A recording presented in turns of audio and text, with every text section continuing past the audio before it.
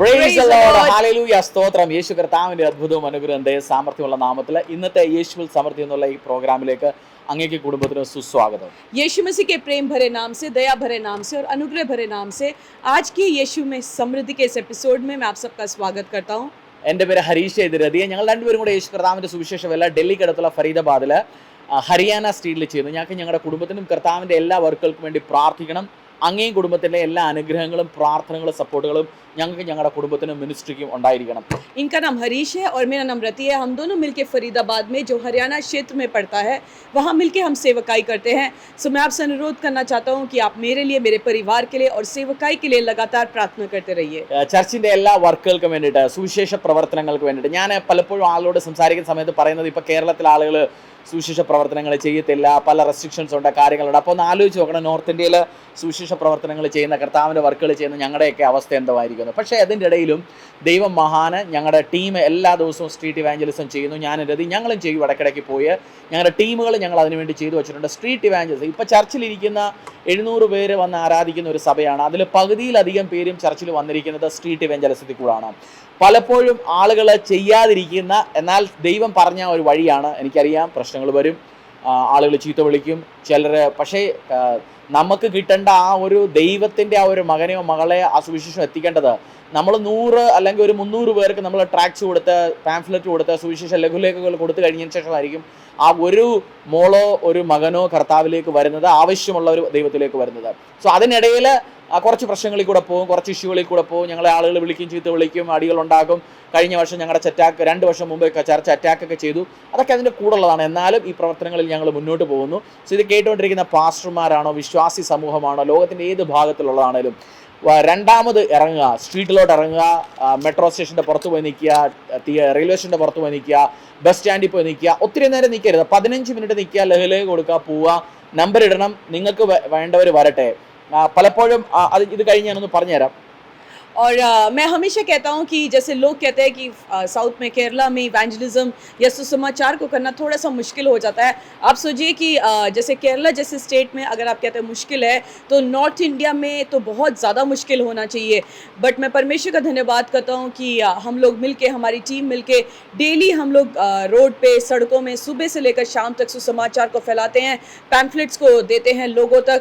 और उसके द्वारा बहुत सारे लोग कलीसिया में आते हैं. बहुत सारे लोगों के लिए कंटिन्यूस प्रार्थनाएं होती हैं.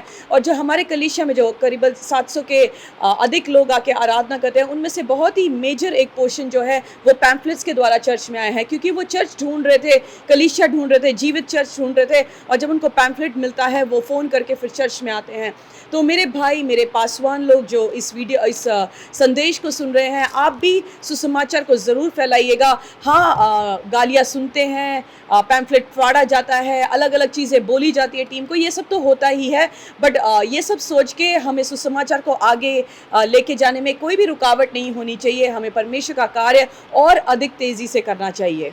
ഞാൻ കഴിഞ്ഞ പ്രാവശ്യം ഇത് പറഞ്ഞുകൊണ്ട സമയത്ത് ഒരു പാസ്റ്റർ എന്നോട് പറയുന്നു, ഒരു പാസ്റ്റർ പറയുകയാണ്, പാംഫ്ലെറ്റ് അല്ലെങ്കിൽ ട്രാക്സിൽ ചർച്ചിൻ്റെ അഡ്രസ്സ് വെക്കരുത്, ആരും ഒന്നും വേളം ഉണ്ടാക്കത്തില്ല, നമ്പർ വെക്കരുത്. നമ്മൾ വിചാരിച്ച ഒരു മീൻ പിടിക്കാൻ പോയി, മീനെ നമ്മൾ പിടിച്ചിട്ട് നമ്മൾ എങ്ങോട്ടാണ് ഇടുന്നതിന്? മീൻ പിടിച്ചുകൊണ്ടിരുന്നു, നമ്മൾ മീൻ പിടിച്ച് അപ്പുറത്തോട്ടിട്ടു. അങ്ങനല്ല അതിൻ്റെ സിസ്റ്റം. പലപ്പോഴും സുവിശേഷം അറിയട്ടെ, നമ്മൾ പാംഫ്ലെറ്റ് കൊടുത്തത് കൊണ്ടോ അല്ലെന്നുണ്ടെങ്കിൽ റോഡിൽ നിന്നും ബൈബിൾ കൊടുത്തുകൊണ്ടോ ആരും സുവിശേഷം അറിയാൻ പോകുന്നില്ല. അവരുടെ ആദ്യത്തെ ഒരു ഇൻട്രസ്റ്റ് എന്ന് വെച്ചാൽ ഇങ്ങനെ ഉണ്ട് ഒരു സംഭവം, ഇങ്ങനെയും ഉണ്ട്, ദൈവം വിടുതൽ തരുന്നത്. അവർക്ക് വന്നിരിക്കാൻ വേണ്ടി ഒരു വീട്, ഒരു ആട്ടിൻ കൂട്ടത്തിന് വന്ന് സ്വസ്ഥമായിട്ടിരുന്ന് ആരാധിക്കാനുള്ള സ്ഥലം അറിയണ്ടേ. സോ അതും ചെയ്യണം. അതും കൂടെ ആലോചിച്ച് ചെയ്യുന്ന രീതിയിൽ അതിന് കർത്താവ് ബുദ്ധി തരട്ടെ എന്ന് ഞാൻ പ്രാർത്ഥിക്കുന്നു, അനുഗ്രഹിക്കുന്നു. ചർച്ചിൻ്റെ എല്ലാ വർക്കുകൾക്കും അതുപോലെ ഒരു വിഷനുള്ള നോർത്ത് ഇന്ത്യയിൽ ഞാൻ നോക്കുന്നത്, ഇതൊന്ന് ട്രാൻസ്ലേറ്റ് കഴിഞ്ഞിട്ട് ഒരു കാര്യം കൂടെ പറഞ്ഞിട്ട് നമുക്ക് ഇന്ന് മെസ്സേജിലോട്ട് പോവാം. और आप भी जैसे कलीसिया मिलके उन पैम्फलेट्स को छपवा के आप भी सुसमाचार को फैला सकते हैं. जब आप पैम्फलेट छपवाएंगे उसमें कलीसिया का नाम और नंबर ज़रूर डालना. बीच में मैं किसी पासवान से जब बात कर रहा था तो उन्होंने बोला नहीं, जब आप पैम्फलेट बनाते हैं तो उसमें चर्च का नाम या नंबर मत डालिएगा, क्योंकि फिर लोग कलीसिया में आएंगे और अलग अलग चीज़ों को बोलेंगे. मेरा सोचना है कि एक मछुआरा जब मछली को पकड़ के लेके आता है, वो उस पकड़ी हुई मछली को कहीं ना कहीं डालता है. उसी प्रकार हमने सुसमाचार, हमने पैम्फलेट दिया, हमने ट्रैक्स दिया कि एक व्यक्ति ने उस ट्रैक को पढ़ा, बट उसको जाने के लिए एक माध्यम, एक जगह तो हमें देना पड़ेगा। इसीलिए कलीसिया का नाम और नंबर ज़रूर डालेगा, क्योंकि सिर्फ पैम्फलेट देने से या सिर्फ बाइबल देने से सुसमाचार उस तक नहीं पहुंचता, बट जब पैम्फलेट उसको मिलता है उसमें कोई एक नंबर होता है, वो उस नंबर पे कॉल करके पता करता है, वो अपनी प्रार्थनाओं को शेयर करता है, फिर टीम प्रार्थना करती है उनके लिए और उसको फिर कलीसिया में बुलाया जाता है, इनवाइट किया जाता है, वहाँ से उसकी शुरुआत, जीवन की शुरुआत होती है। सो आपने भी यही काम करना है, पैम्फलेट में नंबर, चर्च का नाम ज़रूर डालना है और नॉर्थ इंडिया में जो सेवकाई है उसके लिए लगातार आपने प्रार्थना करते रहना है। നമ്മൾ പലപ്പോഴും ഞങ്ങളുടെ ചർച്ചിന് ഞങ്ങളുടെ വാട്സപ്പ് നമ്പറിൽ ചർച്ചിൻ്റെ അപ്ഡേറ്റും കാര്യങ്ങളും കിട്ടുന്നില്ലെന്നുണ്ടെങ്കിൽ നമ്പർ നോട്ട് ചെയ്യുക 9711876717. ഇതെൻ്റെ നമ്പറാണ്. ഇതിൽ നിന്ന് ഞങ്ങളുടെ ബ്രോഡ്കാസ്റ്റിൽ കൂടെ ചർച്ചിൻ്റെ അപ്ഡേറ്റുകളും കാര്യങ്ങളും എല്ലാം കിട്ടും. ഈ നമ്പർ സേവ് ചെയ്തിടുക, എന്നിട്ട് എനിക്ക് ഒരു ഇൻഫർമേഷൻ തരിക. ഞങ്ങൾ അപ്ഡേറ്റ് ചെയ്തുകൊണ്ടിരിക്കുക ചർച്ചിലെ കാര്യങ്ങളും പ്രാർത്ഥനാ വിഷയങ്ങളും എന്തൊക്കെ നോർത്ത് ഇന്ത്യയിലെ സുവിശേഷത്തിൽ നടക്കുന്നുവെന്ന്. ഞാൻ ഒരു പാസ്റ്ററിനോട് ഇരിക്കുകയായിരുന്നു. എല്ലാ അപ്ഡേറ്റുകളും പലർക്കും കിട്ടുന്നുണ്ടെന്നാണ് എൻ്റെ വിശ്വാസം. സോ ഞങ്ങളുടെ ചർച്ച് 2 വർഷം മുമ്പ് അറ്റാക്ക് ചെയ്തു. അവർ ചെയ്ത ഒരു പരിപാടി എന്ന് വെച്ചാൽ ഒത്തിരി ലോക്കൽസിനെ എല്ലാം വന്നു. ഞങ്ങളത് എതിർത്ത് നിന്നു. നമ്മുടെ സ്വന്തം സ്ഥലമായിരുന്നെങ്കിൽ പ്രശ്നങ്ങളൊന്നും ഉണ്ടാകത്തില്ലായിരുന്നു. അതൊരു വാടക സ്ഥലത്തിരുന്നുകൊണ്ട് അവർ വാടകയിൽ അയാളുടെ മേളിൽ പോയി ലോക്കൽ MLA കൊണ്ടൊക്കെ പ്രഷർ ഇടിയിപ്പിച്ച് നമുക്ക് അവിടെ നിന്ന് പുറത്തോട്ട് പോകേണ്ടി വന്നു. പോലീസിൻ്റെ പ്രഷർ. സ്വന്തം സ്ഥലമായിരുന്നെങ്കിൽ 2 ദിവസം പ്രശ്നം നടന്നേനെ, ഒരാഴ്ച നടന്നേനെ, അത് കഴിഞ്ഞ് ഞങ്ങൾ ഒതുങ്ങിപ്പോയേനെ.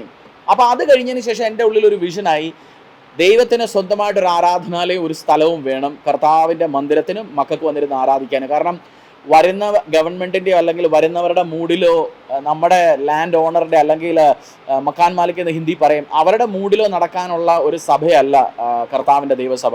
അതിനുവേണ്ടി നമുക്ക് സ്വന്തമായിട്ടൊരു വിഷനോടുകൂടി സ്ഥലങ്ങൾ മേടിക്കണം. ചർച്ച് സ്ഥലം മേടിക്കാൻ 1/2 ഏക്കർ സ്ഥലം, ഓൾമോസ്റ്റ് 42-50 1/2 ഏക്കറിനടുത്ത് വരും. സ്ഥലം മേടിക്കാൻ അഡ്വാൻസ് കൊടുത്തു. 2 കോടി രൂപയാണ് അതിൻ്റെ വില. ഓൾമോസ്റ്റ് 32 ലക്ഷത്തിനടുത്ത് പോയി കഴിഞ്ഞു. ബാക്കിയുള്ള പൈസയും കൊടുക്കണം. അങ്ങേയും കുടുംബത്തോടും ദൈവം സംസാരിക്കുന്നുണ്ടെങ്കിൽ അതിനും കൂടെ ഒന്ന് കൈ മുന്നോട്ട് വെക്കണമെന്നാണ് എൻ്റെ വിശ്വാസം. കോടികളോ ലക്ഷങ്ങളോ നിങ്ങളുടെ പേരിൽ ഒരു സഭയുടെ ബേസിക് ഒരു കാര്യങ്ങൾ ചെയ്യാൻ പറഞ്ഞിട്ട് അതിനുവേണ്ടി ദൈവം വഴി തുറക്കട്ടെ. ഞാനിതൊരു പാസ്റ്ററോട് പറഞ്ഞിട്ട് സമയത്ത് അദ്ദേഹം പറഞ്ഞു, പാസ്റ്ററെ ഇതെല്ലാ പാസ്റ്റർമാരെയും ചർച്ചിനെയും പറഞ്ഞ് പഠിപ്പിക്കണം. കാരണം പലരും ഇപ്പോഴും ഇത് റെൻറ്റിലിരിക്കുന്നത്. അവരുടെ വിചാരം റെൻറ്റിലിരിക്കുക, ആത്മാക്കൾ രക്ഷപ്പെടുക. പക്ഷെ നമ്മൾ പെർമനൻ്റ് ആയിട്ടൊരു അഡ്രസ്സ് ഉണ്ടാക്കിയിട്ടില്ലെന്നുണ്ടെങ്കിൽ ആളുകൾ എവിടെ ഇരിക്കും? നമ്മൾ കഴിഞ്ഞുള്ള 50 വർഷം കഴിഞ്ഞ് നോക്കുക, ആ ജനറേഷൻസ് ടു ജനറേഷന് നമ്മുടെ വംശങ്ങൾ വന്നിരുന്ന് ആരാധിച്ചു വലുതായി അനുഗ്രഹിക്കപ്പെട്ടു പോകാനുള്ള ഒരു സഭയായിട്ട് മാറണം. സോ ആ ഒരു വിഷന് ആരാധന ഇരിക്കുന്ന ഒരു റെൻറ്റഡ് സ്ഥലമല്ല, സ്വന്തം സ്ഥലം വരാൻ വേണ്ടി പ്രാർത്ഥിക്കണം. അതിനുവേണ്ടി ഞങ്ങൾ എടുത്തിരിക്കുന്ന സ്റ്റെപ്പിൽ അങ്ങേയും കുടുംബവും കൂടെ അയക്കണമെന്ന് ഞാൻ വിശ്വസിക്കുന്നു. और अगर आपको व्हाट्सएप के माध्यम के द्वारा कलीसिया के अपडेट्स नहीं मिल रहे हैं तो आप 9711876717 इस नंबर पे आप एक व्हाट्सएप कीजिएगा. इस नंबर को आप सेव करके रखिएगा और आपको जो कलीसिया के हर एक अपडेट्स मिलते रहेंगे. और ये मेरा पर्सनल नंबर है, सो आपके लिए प्रार्थना भी होती रहेगी. सो आपने सेव करना ये नंबर, तो आपके पास अपडेट आता रहेगा. और बीच में मैं एक पासवान के साथ जब बैठा था, जैसे आप जानते हैं कि कलीसिया ने अपनी एक जगह खरीदने का निर्णय ले लिया है और हमने एडवांस अमाउंट भी दे दिया, टोकन अमाउंट जा चुका है और उसके बाद भी कुछ अमाउंट जा चुका है. 2 करोड़ का पूरा जो प्रॉपर्टी है, जो करीबन 2000 गज का है और बहुत ही जल्दी हमें उसका रजिस्ट्री भी करना है. अगर परमेश्वर आपसे बात कर रहा है, आप पूरे 2000 गज के लिए दे सकते हैं जो 2 करोड़ का है, या लाख देना चाहते हैं, 10 लाख देना, जितना परमेश्वर आपसे बात कर रहा है उतना देना, आपने देना ज़रूर है. और जब मैं ये कलीसिया के बारे में जब मैं अपने एक पास्टर फ्रेंड से बात कर रहा था, उन्होंने एक चीज़ बोला कि पास्टर जी, जो कलीसिया के लिए आप जो ज़मीन ले रहे हैं, मैं उनसे बोल रहा था कि कलीसिया की अपनी ज़मीन होना बहुत ही ज़रूरी है. क्योंकि 2 साल पहले जब हमारे ऊपर भी सताव आया, अटैक आया, एक दल ने आके करीबन 100-150 लोग थे, उन्होंने आके अटैक किया और 1-1.5 महीना हमें पुलिस के दफ्तरों के सामने और बहुत सारे सिचुएशंस का सामना करना पड़ा.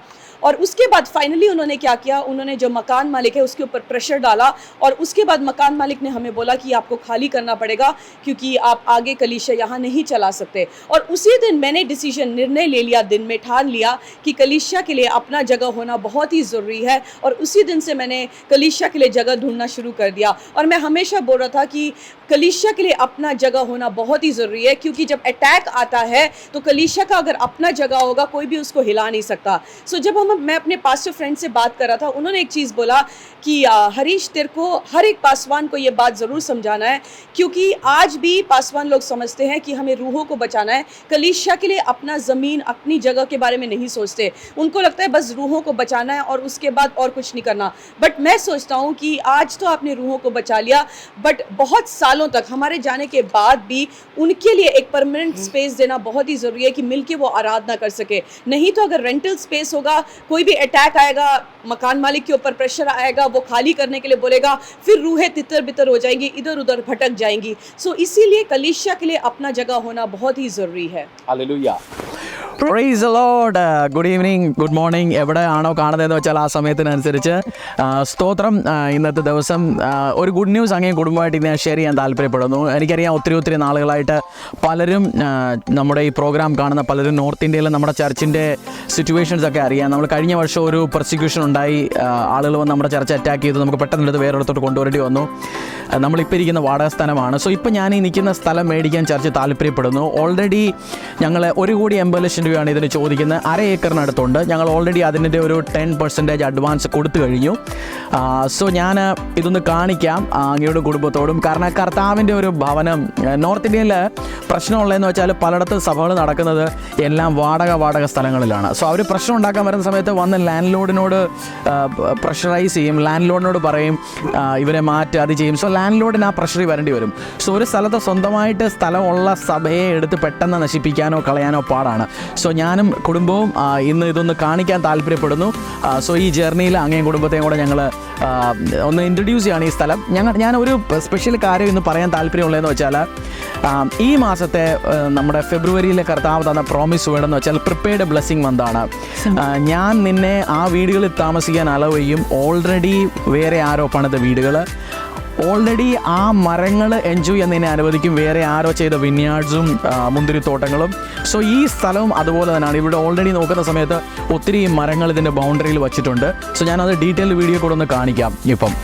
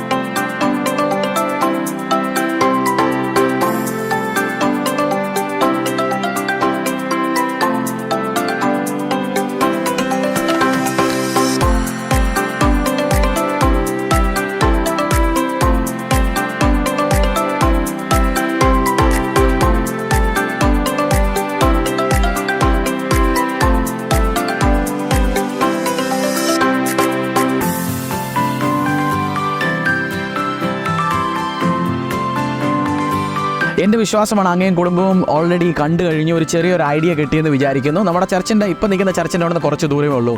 ചർച്ചിന് എപ്പോഴും കാരണം ഇത് ഒരു വില്ലേജിലാണ് നമ്മുടെ ചർച്ച് നടക്കുന്നത്. കാരണം വില്ലേജുകളിലാണല്ലോ കർത്താവിൻ്റെ വർക്കുകൾ നടക്കേണ്ടത്. സോ ഞാൻ പല കാര്യങ്ങളെക്കുറിച്ചും പേടിച്ച് നിൽക്കുന്നില്ല, അതെന്താവും ഇതെന്താവും. നമ്മൾ മേടിക്കാം, വിശ്വാസത്തിൽ കൂടെ ഈ സ്റ്റെപ്പ് ഞാൻ എടുത്തിരിക്കുന്നു. സോ അങ്ങയും കുടുംബവും അങ്ങേ കൊണ്ട് പറ്റുന്നത്, കുടുംബത്തിനെ കൊണ്ട് പറ്റുന്നത് മാക്സിമം കർത്താവിൻ്റെ ഈ വർക്കിലേക്ക് വേണ്ടി വിതയ്ക്കുക. അനുഗ്രഹിക്കട്ടെ.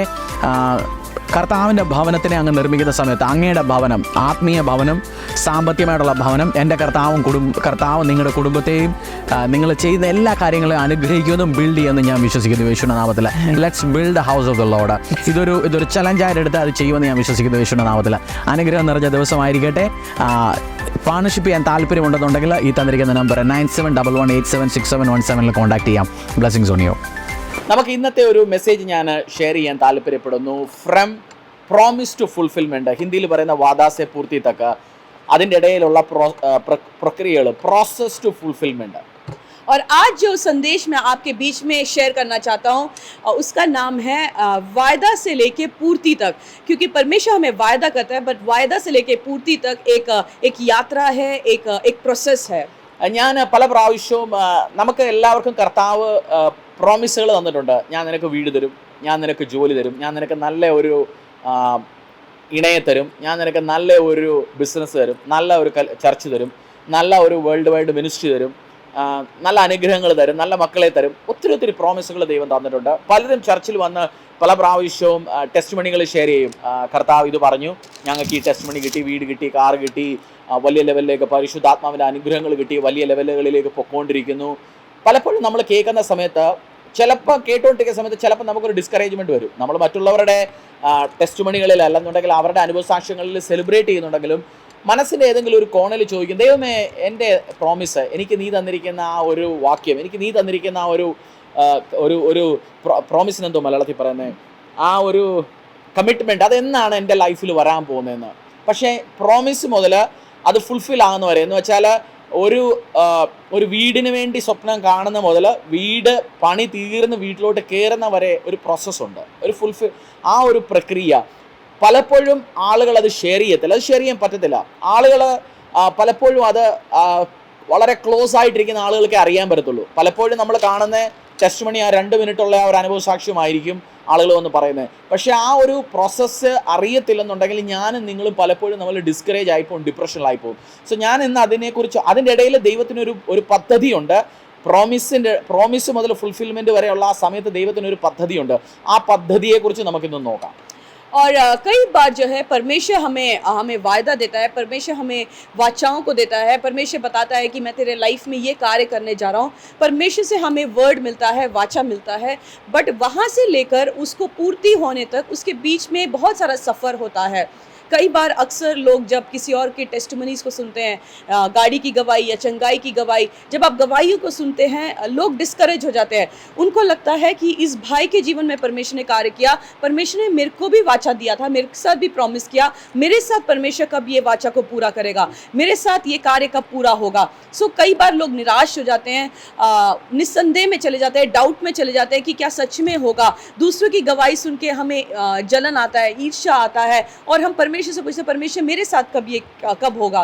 बट मैं आपको ये बताना चाहता हूँ कि परमेश्वर जो वाचा देता है, आपके साथ प्रॉमिस करता है, उसको पूर्ति होने तक के लिए बहुत सारी चीज़ें बीच में आती हैं. और जब लोग के जीवन में जब गवाहियाँ होती हैं, लोग उस प्रोसेस को नहीं शेयर करते. लोग बोलते हैं कि हाँ मेरा जीवन ऐसा था पहले और आज मेरा जीवन ऐसे है, ये गवाही देते हैं. बट उसके बीच का जो सफ़र है वो लोग शेयर नहीं करते. बट जो क्लोज उनके भाई होते हैं, मित्र होते हैं, उनके साथ वो शेयर करते हैं. सो उसके बीच में भी गवाही परमेश्वर ने प्रॉमिस दिया, प्रॉमिस से लेकर उसको पूरा होने तक उसके बीच में प्रोसेस होता है, और परमेश्वर उसके बीच में बहुत सारी चीज़ें हमें सिखाना चाहता है. എപ്പോഴും ഒരു കാര്യം ആലോചിക്കുക, ദൈവം നമുക്ക് എത്ര പെട്ടെന്ന് ആ ടെസ്റ്റ് മണി കിട്ടാൻ നമ്മൾ വെയിറ്റ് ചെയ്യുന്നു, അതിനേക്കാളും തയ്യാറായിട്ടിരിക്കുകയാണ് നമ്മുടെ അപ്പനായ ദൈവം അത് തരാൻ വേണ്ടിയിട്ട്.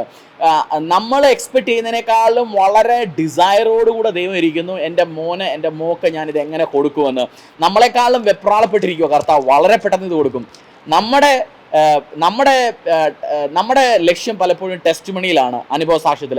പക്ഷെ ദൈവത്തിൻ്റെ കണ്ണ് എപ്പോഴും നമ്മുടെ മേളിലാണ്. നമ്മൾ എന്ത് ചെയ്യുന്നു, നമ്മൾ ആ പ്രോസസ്സിൽ കൂടെ അദ്ദേഹം വളർത്താൻ പോകുന്ന ആ പ്രോസസ്സ്. और आपको ये समझना है, जितना जल्दी हमें गवाही लेने के लिए है, उतना ही जल्दी हमारे पिता को वो गवाही देने के लिए भी है. और अक्सर लोगों का नज़र हमेशा गवाहियों के ऊपर होता है कि ये गवाही मेरे जीवन में कब होगा, टेस्टिमनी कब आएगा. बट उसके दौरान परमेश्वर का नज़र हमारे ऊपर होता है, हमारे चरित्र के ऊपर होता है, हमारे कैरेक्टर के ऊपर होता है. सो हमारा नज़र गवाही के ऊपर है, बट परमेश्वर का नज़र जो है हमारे ऊपर लगा रहता है. എൻ്റെ വൈഫിൻ്റെ ബർത്ത്ഡേ വരുന്ന ഏപ്രിൽ 11 എൻ്റെ വൈഫിൻ്റെ ബർത്ത്ഡേ വരുന്നത്. ഞാൻ യൂഷ്വലി ഗിഫ്റ്റ് മേടിച്ച് വെച്ചിട്ട്, ഗിഫ്റ്റ് ചിലപ്പോൾ കിട്ടേണ്ട ആൾക്ക് ആ ദിവസമായിരിക്കും അങ്ങനെ എക്സ്പെക്ട് ചെയ്യുന്നത്. പക്ഷെ മേടിച്ച് വെച്ച് കഴിഞ്ഞ് ഞാൻ കൂടിപ്പോയി 2 ദിവസം വെയിറ്റ് ചെയ്യും. മേടിച്ച് ഒരാഴ്ച മുമ്പ് വെച്ചാൽ, കാരണം അവർക്ക് അത് കൊടുക്കാൻ, വൈഫിന് അത് കൊടുക്കാൻ, അല്ലെങ്കിൽ മക്കൾക്ക് കൊടുക്കാൻ അവർ വെയിറ്റ് ചെയ്യുന്നതിനേക്കാളും എനിക്ക് ഇതാണ് പെട്ടെന്ന് കൊടുക്കണം. സോ എനിക്കത് മനസ്സിലാവും. ഇപ്പോൾ ഒരു ഹസ്ബൻഡ് ആയിരിക്കുന്ന സമയത്ത്, ഒരു അപ്പനായിരിക്കുന്ന സമയത്ത് എനിക്കറിയാം, ഞാൻ മേടിക്കും അത് എന്തിനാ, അന്ന് വരെ വെയിറ്റ് ചെയ്യുന്നത് എന്തിനാ, ബർത്ത്ഡേ വരുന്നു അതൊരു ദിവസമാണ്, പക്ഷെ ഞാൻ മേടിച്ചു, ഞാൻ ഇപ്പം തന്നെ കൊടുത്തേക്കാം.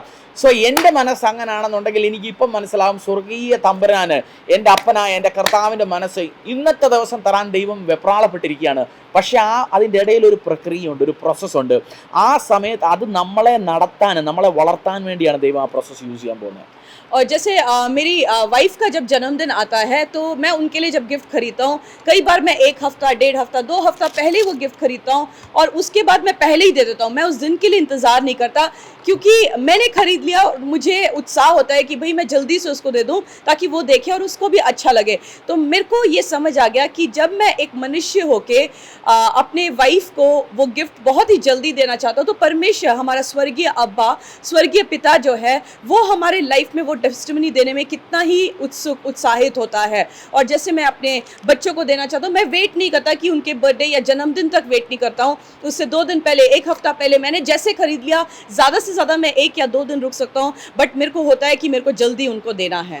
ഒരു എക്സാമ്പിൾ, ഇത് ഈ 10-25 മിനിറ്റിനുള്ളിൽ മെസ്സേജ് പറയണം. ഞാനിത് 1.5 മണിക്കൂർ എടുത്ത് ചർച്ചിൽ പ്രീച്ച് ചെയ്ത മെസ്സേജാണ്. ഒരു എക്സാമ്പിൾ, ഇസ്രായേലിന് ഒരു പ്രോമിസ് കൊടുത്തു, ഞാൻ നിങ്ങളെ ഈജിപ്തിൽ നിന്ന് വിടുവിച്ച് നിങ്ങളുടെ കഷ്ടപ്പാടുകളിൽ നിന്നും ബുദ്ധിമുട്ടുകളിൽ നിന്നും 400 വർഷത്തെ അടിമപ്പണിയിൽ നിന്നും വിടുവിച്ച് ഞാൻ നിങ്ങളെ തേനും പാലും ഒഴുകുന്ന അത്ഭുതം നിറഞ്ഞ ദേശത്തെ കൊണ്ടുവന്നു. കർത്താവിൻ്റെ പ്രോമിസ് ആയിരുന്നത്.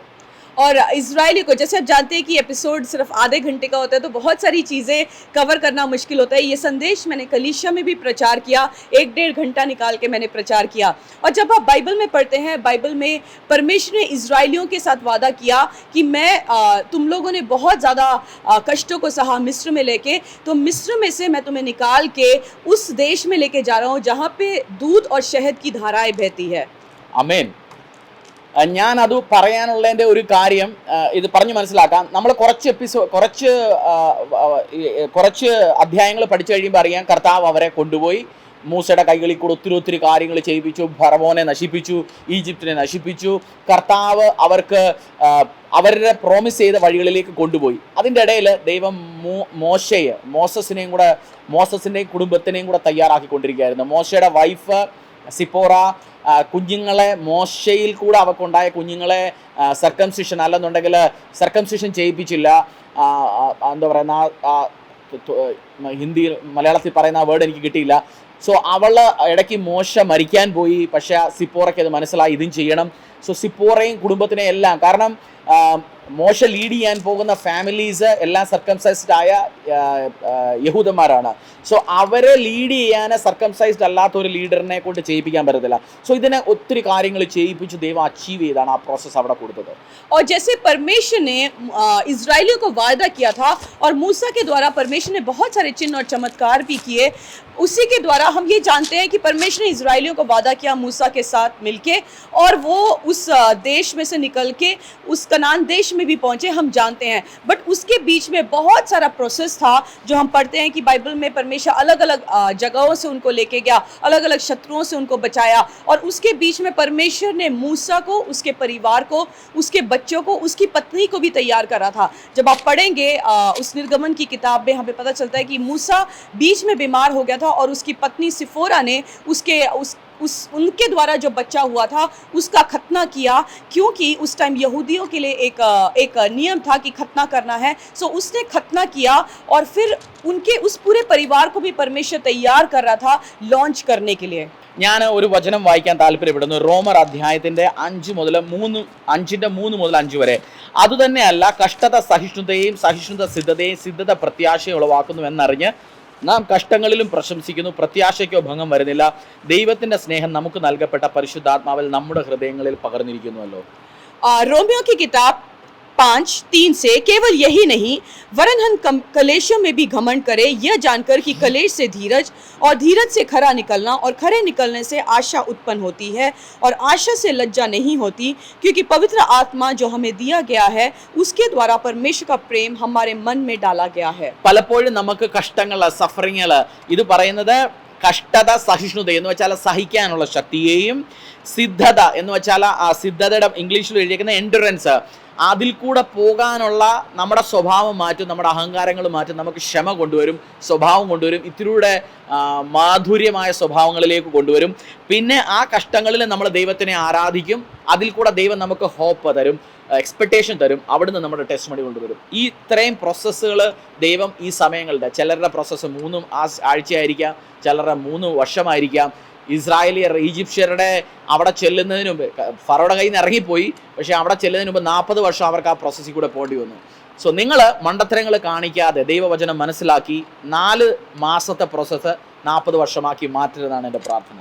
और यहाँ पे जब हम पढ़ते हैं कलेश में से, जब हम कलेश में जाते हैं तो परमेश्वर हमें धीरज देता है, धीरज से खरा निकलना, और खरे निकलने से उसमें से हमें एक नई आशा उत्पन्न होती है.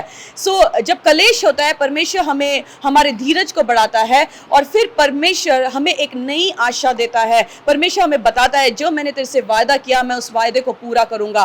मैं ये कहना चाहता हूँ आपको, परमेश्वर ने आपके साथ प्रॉमिस किया कि 4 साल में मैं तेरे लिए ये कार्य करूंगा. वो 4 साल को आप 40 साल में ना बदले, बट आप प्रोसेस के द्वारा जाइए और परमेश्वर उस प्रॉमिस को पूरा करके दिखाएगा और आपके जीवन में भी गवाहियों को उत्पन्न करेगा. അനുഗ്രഹം നിറഞ്ഞ ഒരു ദിവസവും വർഷവും മാസമായെന്ന് വിചാരിക്കുന്നു. എനിക്കും കുടുംബത്തിനും വേണ്ടി പ്രാർത്ഥിക്കുക.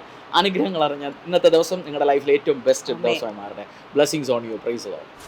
Praise the Lord. ഹല്ലേലൂയ. സ്തോത്രം. യേശു കർത്താവിന്റെ അത്ഭുതവും അനുഗ്രഹമുള്ള നാമത്തിൽ ഇന്നത്തെ അനുഗ്രഹം നിറഞ്ഞ ഒരു ദിവസമാണ് അങ്ങയും കുടുംബവും നയിക്കുന്നതെന്ന് ഞാൻ വിശ്വസിക്കുന്നു. ഞങ്ങൾ ചർച്ച് അങ്ങയും ഞാനും നമ്മൾ പ്രാർത്ഥിച്ചുകൊണ്ടിരിക്കുന്ന ഒരു വിഷയമായിരുന്നു. വളരെ കാലം കൊണ്ട് ചർച്ചിന് ഇവിടെ സ്വന്തമായിട്ടൊരു സ്ഥലം വേണം. അതിനുവേണ്ടി ഞങ്ങൾ കഴിഞ്ഞ ഫെബ്രുവരി 13-ാം തീയതി 17 ലക്ഷം രൂപ അഡ്വാൻസ് കൊടുത്തു. 1,80,00,000 സ്ഥലം. രജിസ്ട്രേഷൻ എല്ലാം കൂടെ ഒരു 2 കോടി രൂപയ്ക്ക് അടുത്താവും. അങ്ങും കുടുംബം ഇതുവരെ തന്ന എല്ലാ പ്രാർത്ഥനകൾക്കും സഹായ സഹകരണങ്ങൾക്കും നന്ദി. എൻ്റെ പ്രാർത്ഥനയാണ് കർത്താവും കുടുംബവും അങ്ങ് ദൈവം അങ്ങ് അനുഗ്രഹിക്കട്ടെ എന്നും അനുഗ്രഹം നിറഞ്ഞ ദിവസങ്ങളിലേക്ക് മുന്നോട്ട് കൊണ്ടുപോകട്ടെ എന്നും. ഞങ്ങൾ ഇന്ന് ആഴ്ചയിൽ നമ്മൾ അടുത്ത ആഴ്ച ഒരു 30 ലക്ഷം രൂപ കൂടെ കൊടുക്കണം അവർക്ക്. ഒരു 10 രൂപയ്ക്ക് അടുത്തായി, 20 രൂപയും കൂടെ എടുത്തുണ്ട്, 11 11 ലക്ഷം രൂപ അടുത്ത്. ബാക്കി ഒരു 19 ലക്ഷം രൂപ കൂടെ അടുത്ത ആഴ്ചകളിൽ കൊടുക്കണം. അതിനുവേണ്ടി പ്രാർത്ഥനാ സഹായം ചോദിക്കുന്നു. അങ്ങേയും കുടുംബത്തെ കൊണ്ട് പറ്റുന്നതൊക്കെ ചെയ്യുക.